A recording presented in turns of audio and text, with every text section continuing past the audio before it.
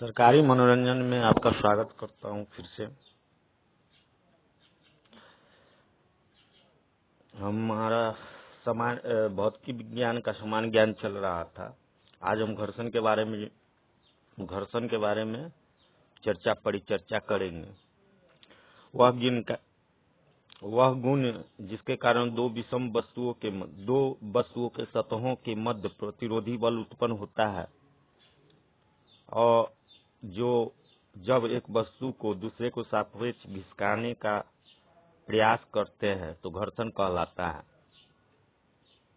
यानी कि जब एक वस्तु दूसरे वस्तु के सतह पर घिसकता है तो उसके विरोध में जो बल उत्पन्न होता है उसको हम लोग घर्षण कहते हैं। घर्षण का मुख्य कारण वस्तुओं की सतह का खुरदरा होना है। बहुत अधिक चिकनी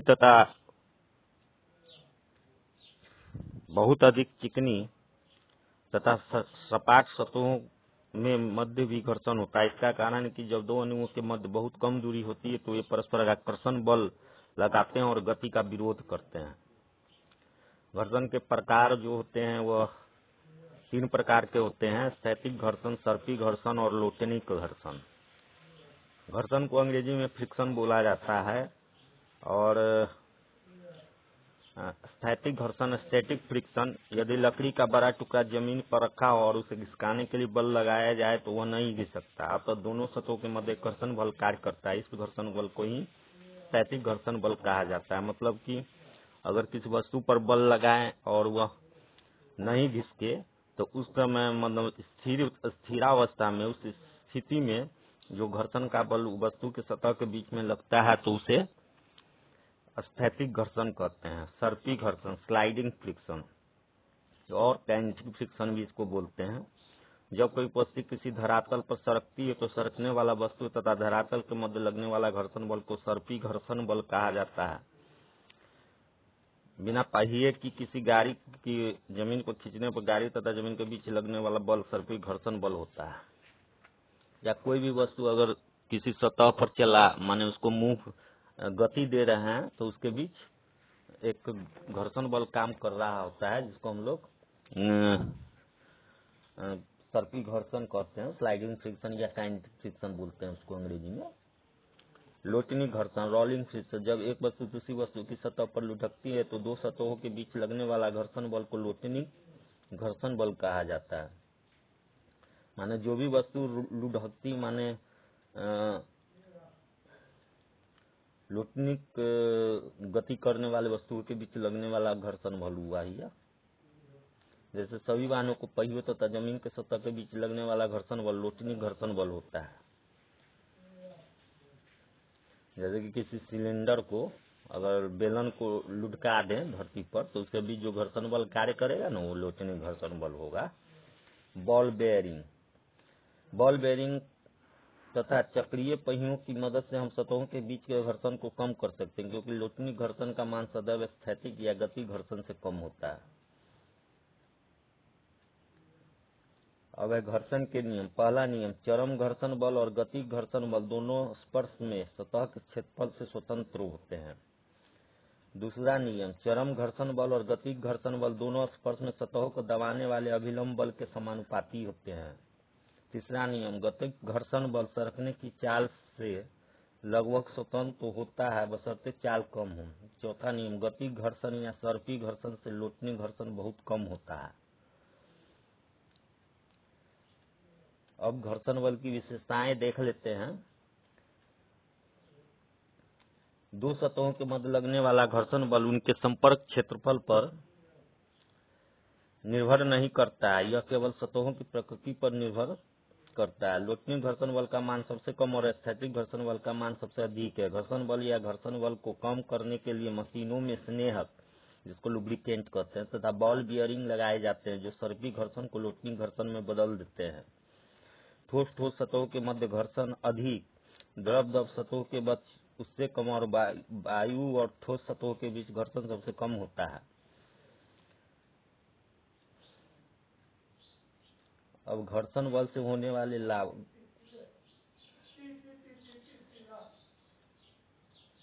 घर्षण बल से लाभ। घर्षण बल के कारण ही मनुष्य सीधा खड़ा रह पाता है तथा चल पाता है। घर्षण बल न होने पर हम केले के छिलके तथा बरसात में चिकनी सड़क पर फिसल जाते हैं। यदि पट्टे तथा पुल्ली के बीच घर्षण न हो तो पट्टा मोटर के पहियों को नहीं घुमा सकेगा। घिरनियों, पुल्लीज, पट्टों, बेल्ट, क्लचों तथा ब्रेकों को संचालन के लिए घर्षण का विद्यमान होना परम आवश्यक है। यदि सड़कों पर घर्षण न हो तो पहिए फिसलने लगते हैं। घर्षण बल न होने पर हम केले के छिलके तथा बरसात में चिकनी सड़क पर फिसल जाते हैं। इसी तरह घर्षण से कुछ हानि भी है तो देख लेते हैं। मशीनों के पुर्जों के बीच अत्यधिक घर्षण से काफी ऊष्मा पैदा होती है और मशीनों को क्षति पहुंचती है। मशीनों में घर्षण के कारण ऊर्जा का अपव्यय होता है और टूट फूट अधिक होती है। कुछ और सब बात है घर्षण के लिए। घर्षण के कारण मनुष्य तथा जानवरों आदि का सतह पर चलना संभव होता है। कार या बस में ब्रेक लगाने के लिए घर्षण उत्तरदायी है। सभी मशीनों में घर्षण के कारण ऊष्मा उत्पन्न होती है। घर्षण कम करने के लिए स्पर्शी सतहों को कुछ स्नेहक के उपयोग से चिकना बनाया जाता है। अब हमारा अगला टॉपिक है बल, फोर्स। तो हम देखते हैं फोर्स सब, बल सब के बारे में क्या है। तो बल अगर किसी वस्तु को खींचते हैं या धक्का देते हैं तो एक वस्तु दूसरे वस्तु पर बल आरोपित करता है। यह एक सदिश राशि है।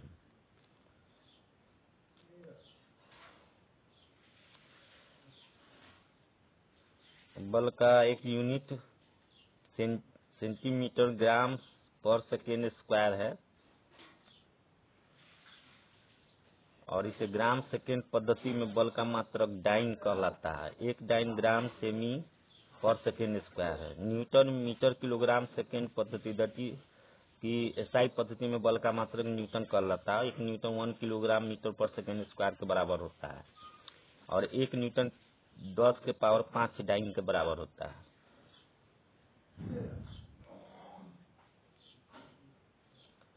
बलों के बाह्य रूप।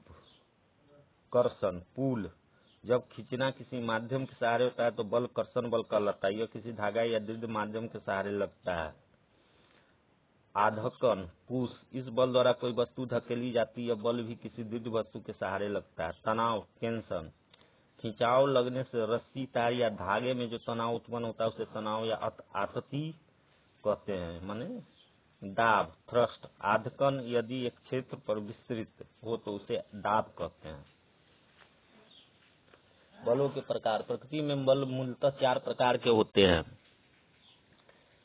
विश्व के सभी बल इन्हीं के अंतर्गत आ जाते हैं। ये बल है गुरुत्वाकर्षण बल, विद्युत चुंबकीय बल, दुर्बल या क्षीण बल और प्रबल बल। अब हम लोग देखते हैं गुरुत्वाकर्षण बल। ब्रह्मांड में प्रत्येक कण दूसरे कण को केवल अपने द्रव्यमान के कारण ही आकर्षित करते हैं तथा किन्हीं भी दो कणों के बीच इस प्रकार का जो आकर्षण का बल लगता है उसे व्यापक रूप से गुरुत्वाकर्षण बल कहते हैं। अगर एक किलोग्राम के दो पिंडों के 1 मीटर की दूरी पर रखा जाए तो इनके मध्य 6.67 गुने 10 के घात -11 न्यूटन का बल लगेगा। पृथ्वी के चारों ओर एवं चंद्रमा पृथ्वी के चारों ओर गुरुत्वाकर्षण बल के कारण ही घूमते रहता है। गुरुत्व, ग्रेविटी। गुरुत्व वह आकर्षण बल है जिसे पृथ्वी किसी वस्तु को अपने केंद्र की ओर खींचती है। यही कारण है कि मुक्त रूप से ऊपर की ओर फेंकी गई वस्तु पृथ्वी की सतह पर आकर गिरती है। गुरुत्वीय त्वरण, ग्रेविटेशनल एक्सीलरेशन बोलते हैं अंग्रेजी में इसको।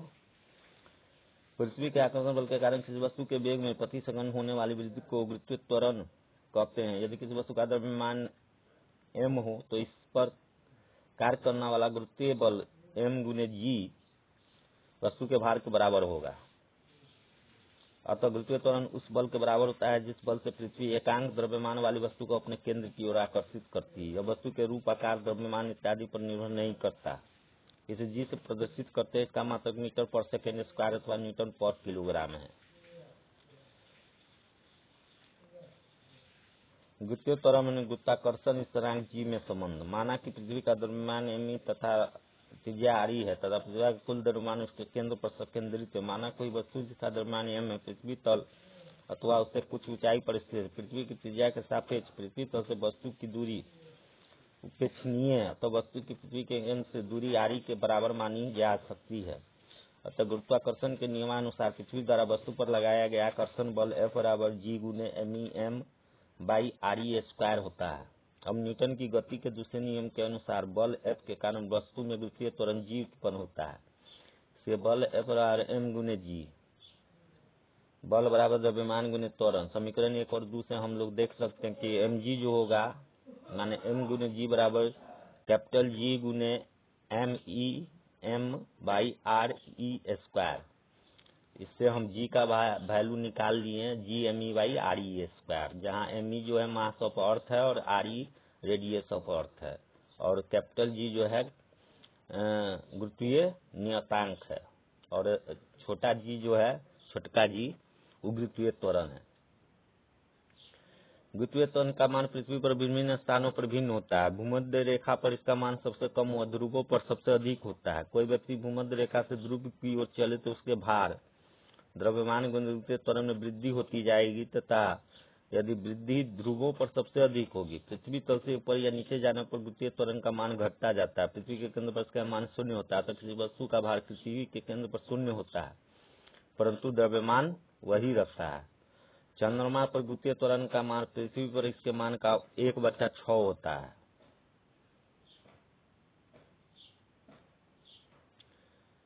गुरुत्व जनित त्वरण जी के मान में परिवर्तन 45 डिग्री अक्षांश तथा समुद्र तल पर जी का प्रमाणिक मान 9.8 मीटर पर सेकंड स्क्वायर होता है।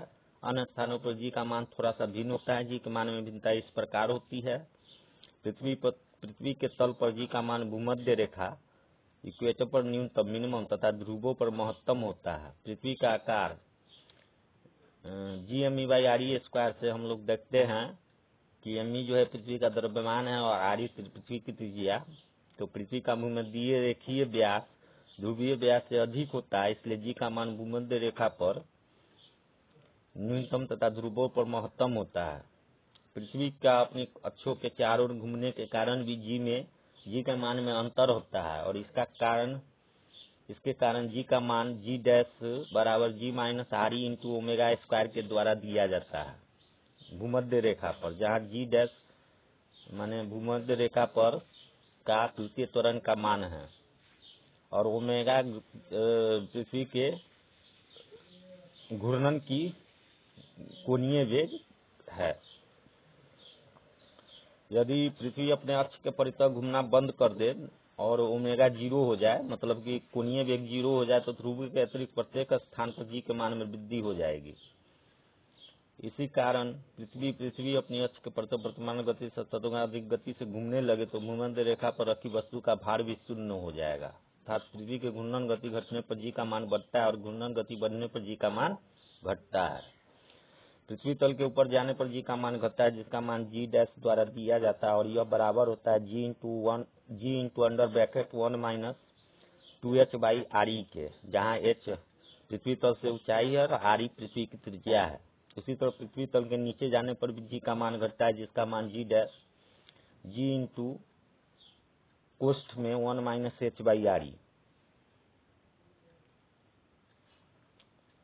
अब द्रव्यमान और भार के बारे में थोड़ा जान लेते हैं।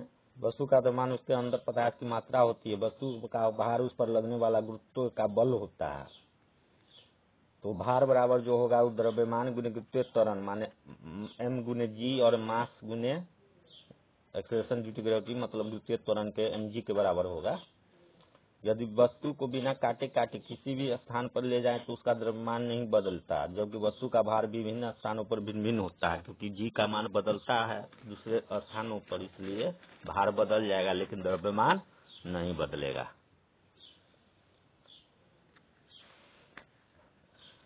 पृथ्वी के केंद्र पर पृथ्वी से बहुत दूर वस्तु का भार नगण्य हो जाता है, लेकिन उसका द्रव्यमान यथावत रहता है। वस्तु का द्रव्यमान साधारण तुला से मापते हैं, परंतु वस्तु का भार कमानीदार तुला से मापते हैं। द्रव्यमान एक अदिश राशि है जबकि भार एक सदिश राशि है।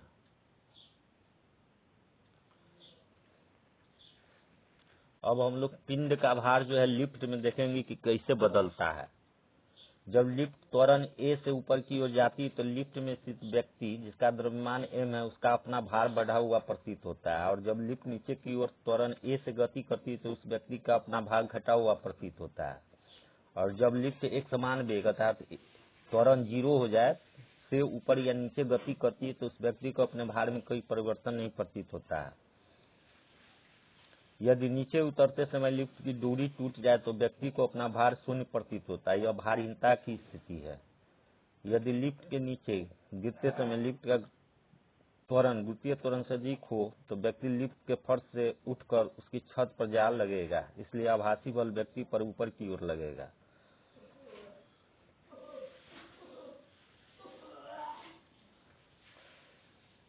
गुरुत्वीय केंद्र सेंटर, किसी वस्तु का गुरुत्वीय केंद्र वह बिंदु है जहाँ वस्तु का समस्त भार कार्य करता है। किसी वस्तु का भार गुरुत्वीय केंद्र से ठीक नीचे की ओर कार्यरत रहता है। तो कुछ वस्तु सब है, उसका गुरुत्वीय केंद्र कहाँ कहाँ पर होगा उसके बारे में देख लेते हैं। मतलब गुरुत्वीय केंद्र क्या हुआ, कोई वस्तु है तो वहां पर एक उसके वस्तु के अंदर में या बाहर में कोई एक बिंदु होगा जहाँ पर माना जाएगा कि इस वस्तु का पूरा भार केंद्रित है। तो देख लेते, जैसे वृत्तीय चकती है तो उसका जो गुरुत्वीय केंद्र होगा वो ज्यामितीय केंद्र पर होता है। वृत्तीय छल्ला है तो उसके छल्ला के केंद्र पर होगा। ठोस या खोखला गोला के गोले के ज्यामितीय केंद्र पर होगा। बेलन के अक्ष का मध्य बिंदु पर होगा। समांतर चतुर्भुज है तो विकर्णों के कटान बिंदु पर होगा। एक समान छड़ है तो मध्य बिंदु पर होगा। त्रिभुजाकार सतह तो माध्यिकाओं के कटान बिंदु पर होगा। ठोस शंकु है तो शंकु के आधार से उसके अक्ष पर चौथाई ऊंचाई पर होगा। खोखला शंकु है तो शंकु के आधार से उसके अक्ष पर तिहाई ऊंचाई पर होगा। तो ये सब जगह है जहाँ पर गुरुत्वीय केंद्र होता है। अब हम लोग देखेंगे गुरुत्वीय क्षेत्र, ग्रेविटेशनल फील्ड इसको कहते हैं। प्रत्येक कण दूसरे कण को अपनी ओर आकर्षित करता है जिसे गुरुत्वाकर्षण बल कहते हैं। कणों के चारों ओर के उस स्थान को जिसमें कण के गुरुत्वाकर्षण बल का अनुभव होता है गुरुत्वीय क्षेत्र कहलाता है। अब हमारा जो है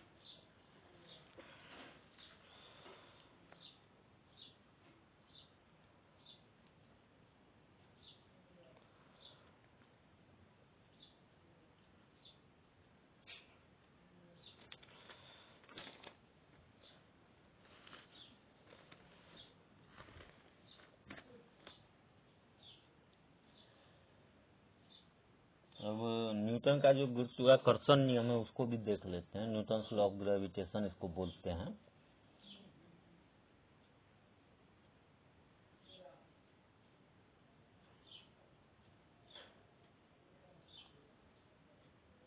न्यूटन के गुरुत्वाकर्षण नियम के अनुसार ब्रह्मांड में प्रत्येक पिंड दूसरे पिंड को अपनी ओर आकर्षित करता है। इस प्रकार पदार्थ के दो कणों के बीच कार्य करने वाला आकर्षण बल कणों के द्रव्यमान के गुणनफल के क्रमानुपाती तनका उनके बीच के दूरी के वर्ग के बीच क्रमानुपाती होती है। यह गुरुत्वाकर्षण का नियम है न्यूटन का। तो जैसे मान ले कि दो गो वस्तु है m1 और m2 जिसके बीच में डिस्टेंस जो है दूरी है r, तो न्यूटन के अनुसार जो है उसके बीच में जो लगने वाला बल होगा वो F के द्वारा सूचित करेंगे और वह F बराबर होगा G m1 m2 by r square, जहाँ G कैपिटल G से इसको निरूपित करते हैं। तो कैपिटल G जो है ना वो गुरुत्वाकर्षणीय नियतांक कहलाता है और इसका मान जो है 6.67 गुने 10 के पावर -11 न्यूटन मीटर स्क्वायर पर किलोग्राम होता है। यदि दो पिंडों के बीच की दूरी दोगुनी कर दी जाए तो उसके मध्य लगने वाला बल पहले का 1/4 हो जाएगा इसी नियम के अनुसार।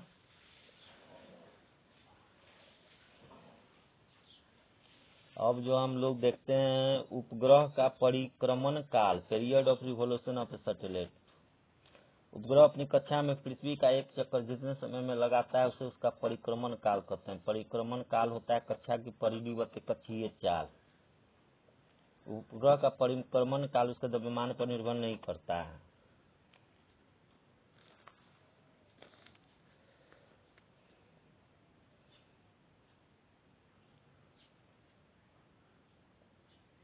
अब केपलर्स का नियम के बारे में जान लेते हैं।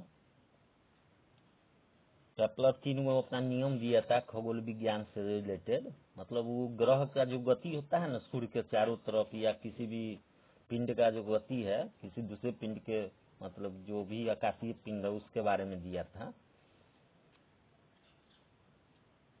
तो यहाँ जो है केपलर जो है वो सूर्य से रिलेट माने सौर सिस्टम में जो है सौर तंत्र में जो ग्रह सब जो घूमते रहता है सूर्य के चारों तरफ, तो उसके बारे में नियम दिया था। तो उस नियम को हम लोग जान लेते हैं। सबसे पहला है कक्षाओं का नियम, इसको लॉ ऑफ ऑर्बिट अंग्रेजी में बोला जाता है। कहता है कि प्रत्येक ग्रह सूर्य के चारों ओर दीर्घवृत्ताकार कक्षा में परिक्रमण करता है तथा सूर्य कक्षा के फोकस पर होता है। ठीक। अब दूसरा नियम क्षेत्रीय चाल का नियम, लॉ ऑफ एरियल वेलोसिटी इसको कहते हैं। किसी भी ग्रह को सूर्य से मिलाने वाली रेखा समान समयांतरण में समान क्षेत्रफल तय करती है या पार करती है। जब ग्रह सूर्य के समीप होता है तो उसकी चाल अधिकतम और जब दूर होता है तो उसकी चाल न्यूनतम हो जाती है। परिक्रमण कालों का नियम, लॉ ऑफ टाइम पीरियड, किसी ग्रह के परिक्रमण काल का वर्ग सूर्य से उसकी औसत दूरी के घन के अनुक्रमानुपाती होता है। तो मान लो परिक्रमण काल जो है टी है और उसका औसत दूरी जो है वो आर है, तो T square proportional to R Q हो जाएगा। टी स्क्वायर समानुपाती आर क्यू और टी स्क्वायर बराबर हो जाएगा के इंटू आर, आर के पावर क्यू, जहाँ के नियतांक है। स्क्वायर घात को बोलते हैं, पावर को घात बोलते हैं। इससे स्पष्ट है कि जो ग्रह सूर्य से जितनी अधिक दूरी पर होगा उसका परिक्रमण काल उतना ही अधिक होगा। तो ये सब था केपलर का नियम। केपलर के नियम को हम लोग जान गए। उसी तरह कुछ और बल सब होता है, जैसे विद्युत चुंबकीय बल होता है, इसको इलेक्ट्रोमैग्नेटिक फोर्स अंग्रेजी में बोला जाता है। यह बल दो प्रकार का होता है, स्थिर विद्युत बल और चुंबकीय बल। तो स्थिर विद्युत बल को इलेक्ट्रोस्टैटिक फोर्स कहते हैं अंग्रेजी में। ये जो है दो स्थिर बिंदु आवेशों के बीच लगने वाला बल होता है। जैसे मान लो दो वस्तु है जिस पर चार्ज जो आवेश जो है वह Q1 है एगो वस्तु पर और दूसरा वस्तु पर Q2 है और उसके बीच में दूरी R है। तो बीच में जो स्थिर विद्युत बल जो लगेगा उसको अगर F से लिखेंगे तो F बराबर 1/4 पाई एप्सिलॉन Q1 C2/R² हो जाएगा, जहाँ एप्सिलॉन माध्यम की विद्युतशीलता परमिटिविटी कहलाती है। उसी तरह चुंबकीय बल होता है, दो चुंबकीय ध्रुव के मध्य लगने वाला चुंबकीय बल कहलाता है। मान लो M1 एवं M2 प्रबलता वाले दो ध्रुव हो जिनके बीच की दूरी R है, के बीच लगने वाला चुंबकीय बल 1/4 पाई म्यू M1 M2/R² होता है, जहाँ म्यू ध्रुवों के बीच मध्यम की चुंबकशीलता परमेबिलिटी है। विद्युत एवं चुंबकीय बल मिलकर विद्युत चुंबकीय बल इलेक्ट्रोमैग्नेटिक फोर्स की रचना करते हैं। यह फोटोन नामक कण के माध्यम से कार्य करता है। विद्युत चुंबकीय बल गुरुत्वाकर्षण के बल से 10 के पावर 38 गुना अधिक शक्तिशाली होता है।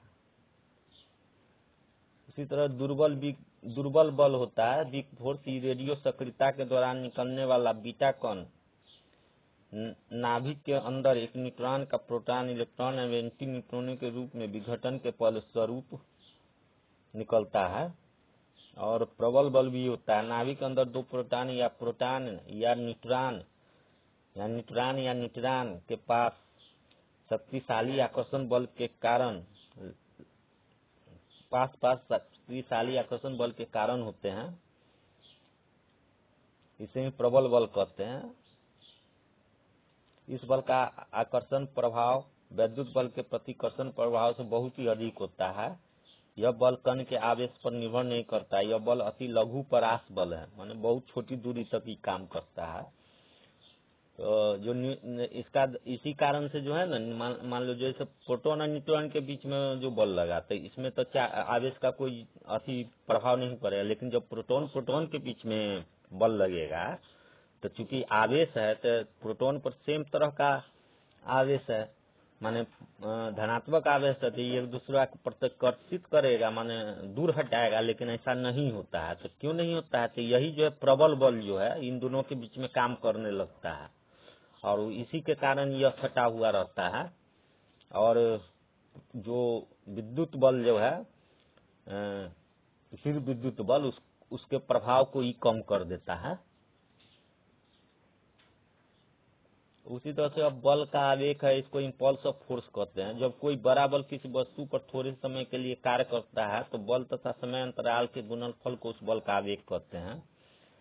तो आवेग जो हो जाएगा ना, वो बल गुने समय अंतराल और संवेग में परिवर्तन के बराबर होता है। ये आवेग वस्तु के संवेग में परिवर्तन के बराबर होता है। यह एक सदिश राशि है जिसका मात्रण न्यूटन सेकेंड है। इसकी दिशा वही होती है जो बल की दिशा होती है। अब संतुलित बल, जब किसी पिंड पर एक से अधिक बल कार्य करते हैं और उन सभी बलों का परिणामी बल शून्य हो तो वह पिंड संतुलित अवस्था में होगा। इस दिशा में पिंड पर लगने वाला सभी बल संतुलित बल कहलाते हैं। असंतुलित बल, जब किसी वस्तु पर दो या दो से अधिक बल इस प्रकार लगते हैं कि वस्तु किसी एक बल की दिशा में गति करने लगती है तो वस्तु पर लगने वाला बल असंतुलित बल कहलाता है। तो ये सब था बल के बारे में कुछ विशेषता सब। अब कुछ एक दो और बल सब है, जैसे अभिकेंद्रण बल है, अपकेंद्रण बल है, तो उसको भी जान लेते हैं। तो जब कोई वस्तु माने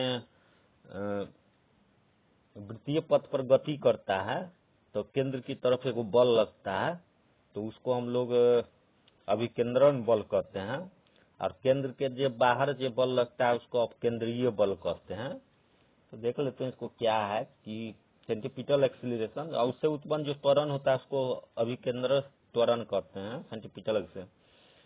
जब कोई कण एक समान चाल से वृत्तीय पथ पर गति करती है तो उसकी दिशा लगातार बदलती रहती है, अर्थात इस त्वरण के कण के वेग का परिमाण नहीं बदलता किंतु दिशा लगातार बदलती रहती है। इस त्वरण को ही अभिकेंद्र त्वरण कहते हैं।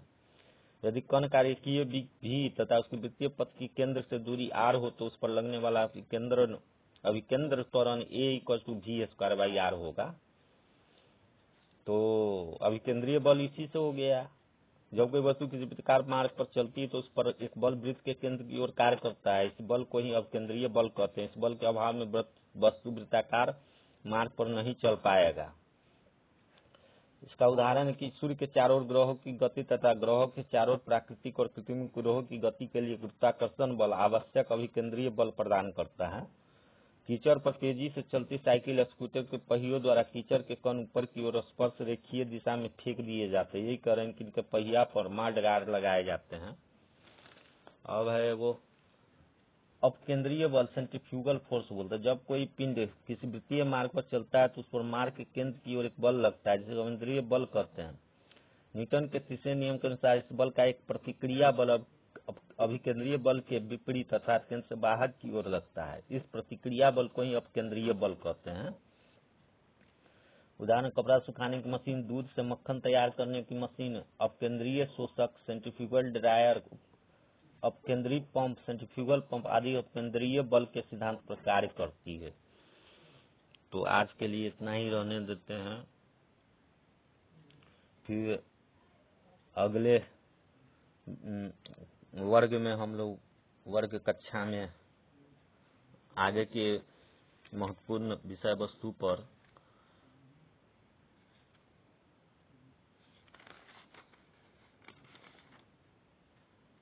इसको खत्म कर दो आज। चलो बल आघूर्ण देखते हैं। टॉर्क इसको बोलते हैं अंग्रेजी में। जब किसी पिंड पर लगा बाह्य बल उसे किसी अक्ष के परितः घुमाने का प्रयास करता है तो बल की इस प्रवृत्ति को बल आघूर्ण कहते हैं। किसी बल का घूर्णन अक्ष के परितः बल आघूर्ण बल के परिणाम तथा घूर्णन अक्ष से बल की क्रिया रेखा के लंबवत दूरी के गुणनफल को बराबर होता है। तो बल आघूर्ण का मात्रक बल का मात्रक गुने दूरी का मात्रक हो जाएगा न्यूटन मीटर। घरों के आटे की चक्की को घुमाने वाली हत्था कीली से दूर लगाए जाते हैं। यह बल आघूर्ण के लिए होता है।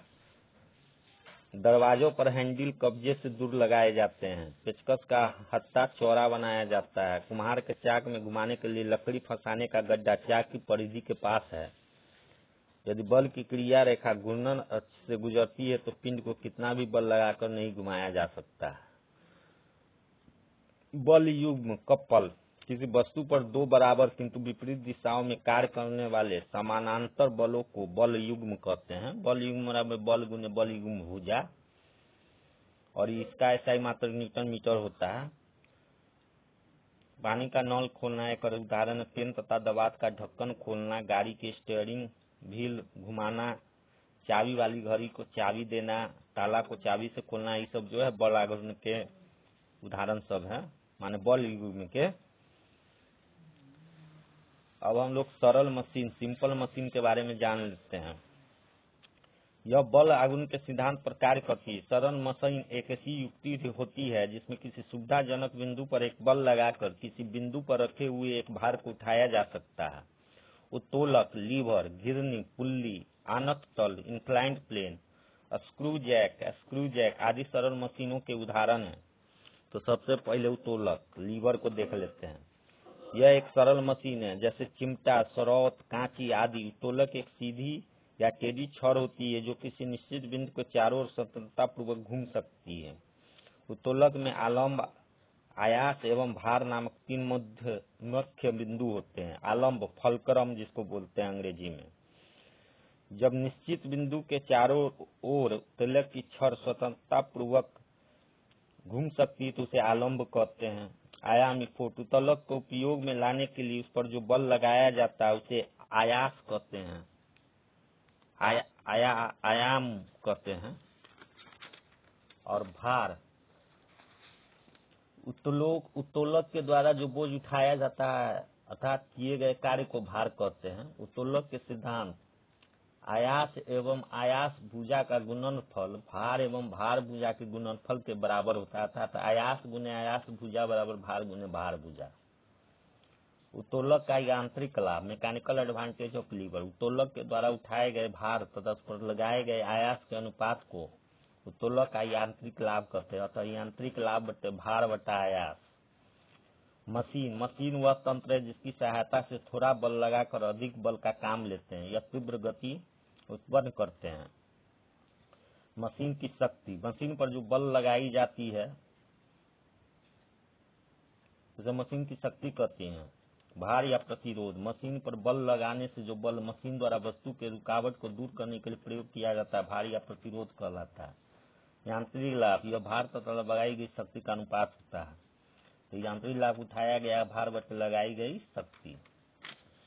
मशीन की क्षमता, एफिशिएंसी, मशीन द्वारा होने वाले कार्य तथा उसके चलाने में व्यय होने वाला कार्य के अनुपात को उस मशीन की क्षमता कहते हैं, दक्षता कहते हैं।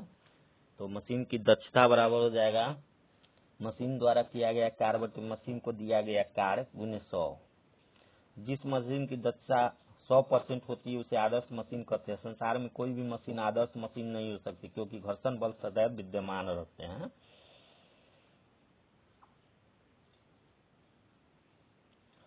अब देखते हैं आवर्ती गति है, पीरियोडिक मोशन। जब कोई पिंड एक निश्चित समयांतराल में एक निश्चित पथ पर बार बार अपनी गति दोहराती है तो उसकी गति को आवर्ती गति कहते हैं तथा समयांतराल को उसका आवर्तकाल कहते हैं। पृथ्वी का सूर्य के चारों ओर तथा चंद्रमा का पृथ्वी के चारों ओर एक निश्चित समयांतराल में चक्कर लगाना आवर्ती गति का उदाहरण। घड़ी की सुइयों को गति भी आवर्ती गति है। दोलन गति, ऑसिलेटरी मोशन, किसी पिंड के साम्य स्थिति के इधर उधर गति करने का दोलन अथवा कंपनिक गति कहते हैं। दोलन करने वाले पिंड का अपनी साम्य स्थिति के एक ओर जाना, फिर साम्य स्थिति में आकर दूसरी ओर जाना तथा पुनः साम्य स्थिति में वापस लौटना एक दोलन कहलाता है। आयाम, एम्पलीट्यूड, अपनी साम्य स्थिति के एक ओर पिंड के अधिकतम विस्थापन को उसका आयाम कहते हैं। तरंगदैर्ध्य, माध्यम के किसी कण के एक पूरा कंपन किए जाने पर तरंगे जितनी दूरी तय करती है उसे तरंगदैर्ध्य कहते हैं। लैम्डा से प्रदर्शित करते हैं। आवर्तकाल, जितने समय में कोई पिंड एक दोलन या कंपन पूर्ण करता है उसे समय को आवर्तकाल कहते हैं। इसे टी से निरूपित करते हैं। आवृत्ति, फ्रीक्वेंसी, एक सेकंड में किए गए दोलनों की संख्या को आवृत्ति कहते हैं। आवृत्ति आवर्तकाल के व्युत्क्रम के बराबर होता है, इसे एन से निरूपित करते हैं। अतः एन बराबर 1/t होगा जहाँ एन आवृत्ति तथा टी आवर्तकाल है। आवृत्ति का ऐसा ही मात्रक हर्ट्ज होता है। अब है सरल आवर्त गति, सिंपल हार्मोनिक। जब कोई वस्तु एक सरल रेखा में किसी निश्चित बिंदु के इधर उधर इस प्रकार गति करे कि इसका त्वरण बिंदु से विस्थापन के समानुपाती हो